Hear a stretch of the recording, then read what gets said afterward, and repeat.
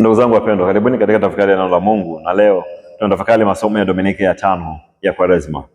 Somo la kwanza linatoka katika kitabu cha nabii Ezekieli sura ya 37 aya 12 mpaka aya 14. Huko somo la pili ni waraka wa Mtume Paulo kwa Warumi sura ya 8 aya ya 8 mpaka aya ya 11.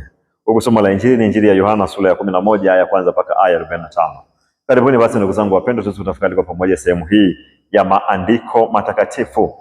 Niwakaribishe na kuwaomba nyote ambao bado hamjasubscribe katika channel hii, bonyeza maandishi yanayoandikwa subscribe, kisha utabonyeza alama ya kengele itakayofuatia, na hapo utakuwa umesubscribe moja kwa moja katika channel hii na utakuwa umefanyika mwanafamilia na mpendwa wa channel hii.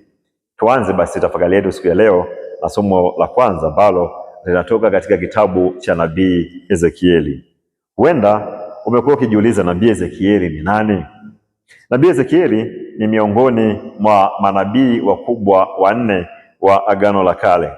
Jina lake linatokana na neno la Kiyahudi Yehezekieli lenye tafsiri ya Mungu ni imara. Jina hili linaendana kabisa na unabii wa Ezekieli. Tunafahamishwa kwamba kabla ya utawala wa kifalme, Wayahudi walikuwa wakitawaliwa na waamuzi 12, na baada ya madai ya Wayahudi kuhitaji mfalme, Samueli alimtawaza Sauli kuwa mfalme wa kwanza kabisa wa Israeli, aliyetawala kuanzia mwaka 1040 mpaka mwaka 1000 kabla ya Kristo. Kisha akaja mfalme Daudi aliyetawala mwaka 1003 mpaka mwaka wa 971 kabla ya Kristo. Akafuatiwa na mfalme Solomoni aliyetawala mwaka wa 971 mpaka mwaka wa 931 kabla ya Kristo. Baada ya kugawanyika, falme mbili zilizaliwa ambazo ni ufalme wa kaskazini au ufalme wa Israeli wenye makao makuu yake katika mji wa Samaria ukifuatiwa na mji wa Betheli, na ufalme mwingine uliozaliwa ni ufalme wa kusini au ufalme wa Yuda wenye makao makuu katika mji wa Yerusalemu. Ufalme wa kusini au ufalme wa Yuda ulitawaliwa na Rehoboamu aliyemlisi Solomoni, na baada yake akaja mfalme Abija, akaja mfalme Asa, akaja mfalme Yosafati, akaja mfalme Jehoramu, akaja mfalme Ahazia, akaja mfalme Atalia, akaja mfalme Jehoashi, akaja mfalme Amazia, akaja mfalme Uzia, akaja mfalme Jothamu, akaja mfalme Ahazi, akaja mfalme Hezekia, akaja mfalme Manase, akaja mfalme Amoni, akaja mfalme Josia, akaja mfalme Jehoahazi, akaja mfalme Jehoyakimu, na kisha akaja mfalme Jehoyakini aliyetawala mwaka wa 597 kabla ya Kristo. Jehoyakini alitawazwa kuwa mfalme akiwa na umri wa miaka 18 na alitawala kwa miezi mitatu. Kisha ufalme wake ulivamiwa kwa mara ya kwanza na Nebukadneza mfalme wa Babeli.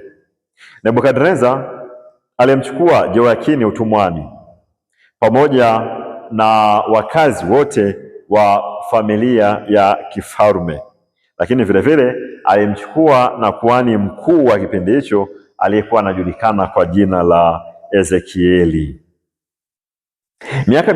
Miaka mitano baada ya kufika utumwani, kuhani mkuu Ezekieli akiwa na umri wa miaka 30 alipokea maono 6 kutoka kwa Mungu, na wakati huo huo alipokea wito wa kuwa nabii wa Mungu kwa ajili ya watu wa Mungu. Kuanzia hapo Ezekieli alitoa unabii kwa kipindi cha miaka 22 huko uhamishoni Babeli, na akafanyika kinywa cha Mwenyezi Mungu ambacho alikuwa akifikisha ujumbe wa Mwenyezi Mungu kwa watu. Hivyo basi ndugu zangu, somo letu la kwanza siku ya leo linatoka katika mojawapo ya maono 6 ya nabii Ezekieli, na ono hili ni ono la mwisho la 6 linalojulikana kama ono la bonde la mifupa mikavu, ambapo ono hili sasa ndilo ambalo tunalolisoma katika kitabu cha nabii Ezekieli sura ya 37 aya ya kwanza mpaka aya ya 14. Kati ya maono yote 6 ya nabii Ezekieli, ni ono hili la 6 la bonde la mifupa mikavu ndilo ambalo linalofahamika, ni ono mashuhuri linalopendwa na kujulikana na watu wengi. Maono haya ya bonde la mifupa mikavu ni lugha yenye kueleza hali halisi ya Wayahudi utumwani Babeli. Kama jinsi ilivyo mifupa mikavu bondeni isiyokuwa na nyama, mifupa hii isiyokuwa na mwili, mifupa hii isiyokuwa na uhai, ndivyo hivyo na maisha ya Wayahudi utumwani Babeli yalivyo, ni kama mifupa mikavu iliyotupwa bondeni. Maisha yao yalikuwa ni maisha yasiyokuwa na tumaini, ni maisha ambayo wao wameondolewa katika ardhi yao, hivyo wamefanyika kuwa watumwa.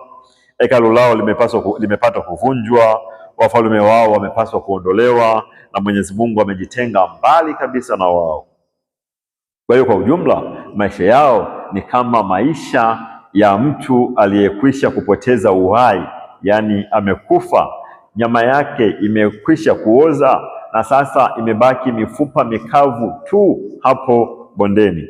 Ndio kama maisha ya Wayahudi walivyokuwa katika nchi ya utumwa. Hivyo nabii Ezekieli anatumwa na Mwenyezi Mungu akiwa na ujumbe uliojaa matumaini ambao sasa tunausikia katika somo letu la kwanza. Na katika somo hili tunasikia sehemu hiyo ya hitimisho ya ono hili la 6 la bonde la mifupa mikavu. Nabii Ezekieli anajulishwa na Mwenyezi Mungu ya kwamba Mwenyezi Mungu atalikomboa taifa lake, kama jinsi ambavyo Mwenyezi Mungu anaweza kuiuisha mifupa mikavu na kuipatia mwili, kisha kuipatia pumzi na uhai, na mifupa ile ikafanyika ndani ya mwili na yenyewe ikaishi ikapata uhai. Ndivyo hivyo anavyoweza kawapatia uhai Wayahudi kwa kuwakomboa kutoka katika utumwa nchini Babeli na kuwafanya kuwa hai, kuwafanya kuwa huru. Mateso yao yaliyopelekea wao kupelekwa katika nchi ya utumwani, nchi yenye mateso, ilikuwa ni dhambi, kiburi, kutokusikiliza sauti au ujumbe wa Mungu na kutokutii amri ambazo Mwenyezi Mungu ameziweka kwao. Sasa nchi ya utumwa imekuwa ni nchi ya mateso, ni nchi ya adhabu, ili Wayahudi waweze kujifunza kumpenda Mwenyezi Mungu, kutii amri ya Mungu kwa njia iliyo ngumu, njia ya mateso.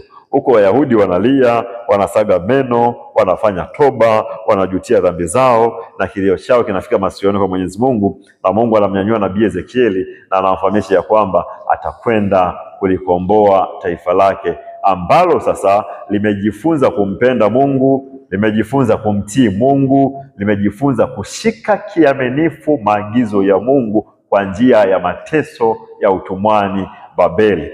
Na ono hili au ujumbe huu wa nabii Ezekieli anayafananisha mateso hayo na hali ngumu kabisa ya maisha katika uhamisho wa Babeli kama kiumbe kisicho hai kilichokwisha kufa kikaoza kikabaki mifupa katika bonde. Na somo letu la pili siku ya leo, somo hili linatoka katika waraka wa Mtume Paulo kwa Warumi sura ya 8 aya ya 8 mpaka aya ya 11. Mtume Paulo aliandika waraka huu akiwa katika mji wa Korinto. Tunafahamishwa ya kuwa ni mwaka wa 57 au mwaka wa 58 baada ya Kristo. Paulo aliandika waraka huu kwa kanisa la Rumi, kanisa ambalo hakuwa amelianzisha yeye, kanisa ambalo hakuwa na mahusiano ya karibu na kanisa hilo. Hivyo kwa ujumla waraka huu ni tofauti kabisa na nyaraka zingine ambazo Mtume Paulo alikwisha kuziandika katika makanisa mbalimbali ambayo alianzisha na ambayo alikuwa na mahusiano nayo ya karibu. Waraka huu haujajikita katika usuluhishi wa matatizo mbalimbali yaliyoyakumba makanisa hayo, bali waraka huu umejikita kuelezea mafundisho msingi ya kiteolojia katika kina na upana wake. Hivyo basi katika waraka huu kwa Warumi, Mtume Paulo anaeleza mafundisho zaidi ya kiteolojia wala si kusuluhisha matatizo mbalimbali. Na katika somo letu la kwanza, Mtume Paulo anafundisha utofauti wa utendaji uliopo kati ya mtu anayesukumwa na Roho wa Mungu na mtu anayesukumwa na miemuko ya mwili.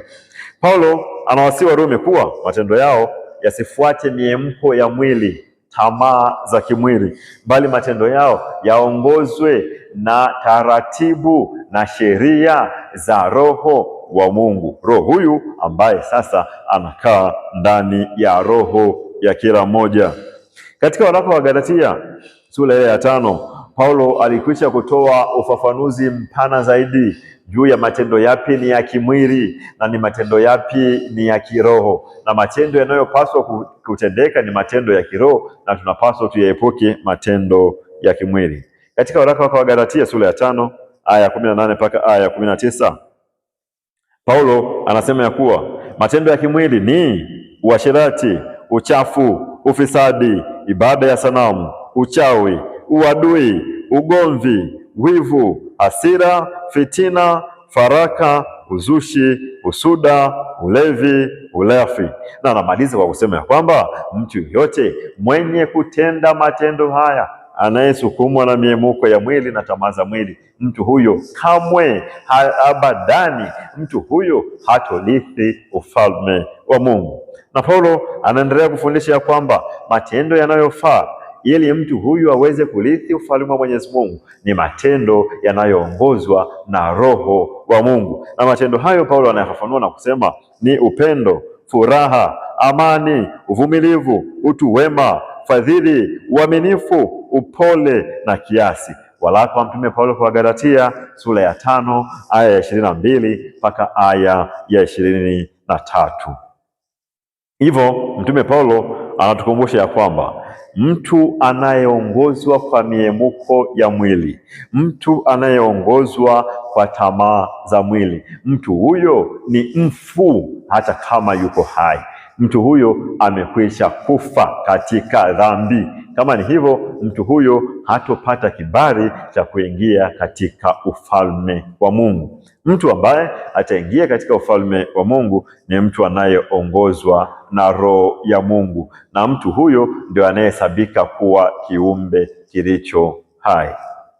Katika somo la Injili siku ya leo, ambalo ni Injili ya Yohana sura ya 11 aya ya 1 mpaka aya ya 45, tunasikia masimulizi ya kufufuliwa kwa Lazaro huko Bethania kutoka katika wafu. Marita anamlaki Yesu na kumwambia, Bwana, ungelikuwa hapa, ndugu yangu Lazaro asingekufa. Anaonyesha imani kubwa sana alionayo kwa Yesu, ya kwamba Yesu huyu ana uwezo hata wa kuyashinda mauti. Lazaro alikuwa amekwisha kufa na siku 4 yumo kaburini. Yesu anajibu ya kuwa Lazaro atafufuka, na Marita anakiri ya kwamba kweli Lazaro atafufuka. Tukio la kifo cha Lazaro lilikuwa ni tukio kubwa sana lililoufadhaisha moyo wa Yesu, lakini kwa maneno machache sana ya Yesu aliyosema, Lazaro, njoo huku nje, yaliweza kumfufua Lazaro kutoka kaburini. Basi ndugu zangu wapendwa, kuna mambo machache ningependa yatusaidie kutusindikiza katika tafakari yetu siku ya leo. Jambo la kwanza, tumemsikia Yesu anamfufua rafiki yake Lazaro.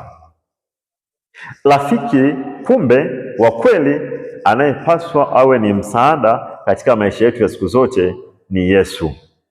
Yesu ni rafiki wa kweli, na rafiki wa kweli ana sifa zifuatazo. Rafiki wa kweli kwanza ni msaada. Rafiki wa kweli pili ni kimbilio. Rafiki wa kweli tatu ni faraja. Rafiki wa kweli ni msaada katika maisha yetu kwa ujumla. Rafiki wa kweli anakusaidia kubeba matatizo ulionayo. Tatizo lako ni tatizo lake, huzuni yako ni huzuni yake, furaha yako ni furaha yake. Huyo ndiyo rafiki wa kweli, na mtu pekee mwenye sifa hizo za rafiki wa kweli ni Yesu peke yake. Kama jinsi ambavyo aliguswa zaidi na kifo cha Lazaro, Yesu anasikitika kwa kifo cha mpendo wake Lazaro. Yesu anaingia katika maumivu ya kupotea ya kifo cha Lazaro. Yesu anaamua kuleta utatuzi juu ya tatizo hili linalotokana na kifo cha Lazaro. Ndivyo hivyo Yesu akiwa rafiki yako anaweza akaingia katika magumu ulionayo. Yesu akasikitika pamoja na wewe katika magumu ulionayo. Yesu akapita pamoja na wewe katika safari ya magumu ya maisha ulionayo, na mwisho utashinda, kwa sababu Yesu atakuwa ni mtatuzi wa magumu ya maisha ulionayo. Kwa hiyo kumbe, kwa sababu hizo, Yesu ana sifa zote za kuwa rafiki wa kweli. Jukumu ni kwako kumfanya Yesu awe rafiki kwako. Ongea na Yesu katika sala, sikiliza maagizo ya Yesu anayokuambia, ishi kwa taratibu anazozitaka Yesu, na umpende Yesu kwa roho, kwa mwili, kwa nguvu na kwa akili zote. Lakini vile vile tunapata katika masomo yetu ya siku ya leo, tunapata tafsiri mpya ya kifo. Moja, tunaambiwa ya kwamba kifo kinasababishwa na dhambi. Kumbe tunaweza tukawa tuko hai, lakini ni watu ambao tumekwisha kufa muda mrefu. Itategemea na uhusiano wetu sisi na Mwenyezi Mungu ukoje. Kama ni watu ambao tunajibovusha kwa dhambi, tunapenda sana maisha ya dhambi, na mielekeo yetu siku zote ni dhambi: uadui, uhasama, uasherati, uchonganishi, uchoyo na mengine yote, matendo yale ya kimwili ambayo anayazungumza Paulo katika waraka wake wa Galatia sura ya 5 aya 18. Kama maisha yako katika mielekeo hiyo, basi wewe ni mfu, umekwisha kufa katika dhambi. Unahitaji toba, uondoe dhambi ili uweze kufufuka tena na uishi kadri ya jinsi Roho wa Mungu anavyokuongoza. Jambo la tatu tunalojifunza na kutafakari siku ya leo ni moyo thabiti kabisa wa imani. Na moyo huu tunaoshuhudia kutoka kwa Marita, ambaye anaamini ya kwamba Yesu anaweza akamfufua ndugu yake Lazaro, ambaye siku ya 4 amekwisha kufa na yuko kaburini. Kumbe ndugu zangu wapendwa, tunaweza tukajiuliza na tukatoka na majibu sahihi ya kwamba katika imani ni jambo gani linaloweza likamshinda Mwenyezi Mungu. Na masomo yetu ya leo, somo la kwanza la kitabu cha nabii Ezekieli, somo la pili waraka wa Mtume Paulo kwa Warumi, na somo la injili ya Yohane, tunapata suluhisho au utambuzi ya kwamba katika imani hakuna jambo lolote linaloweza likamshinda Mungu. Yote yanawezekana katika imani. Alipo jambo la kumshinda Mungu. Mwenyezi Mungu ana uwezo wa kutenda yote sawasawa katika moyo wa imani, endapo tutakuwa na moyo thabiti wa imani. Kama imani aliyokuwa nayo Marita, ndiyo imani ambayo tunapaswa tuwe nayo sisi akina Marita wa leo: kumwamini Mungu, kumtumainia Mungu na kutegemea Mungu awe mtendaji wa kwanza katika maisha yetu ya siku zote. Tafakari yetu hii ya leo, ulikuwa na mimi Padre Kefa wa Jimbo Katoliki la Geita. Akubariki na kukulinda Mungu Mwenyezi, Baba na Mwana na Roho Mtakatifu. Uwe na tafakari njema.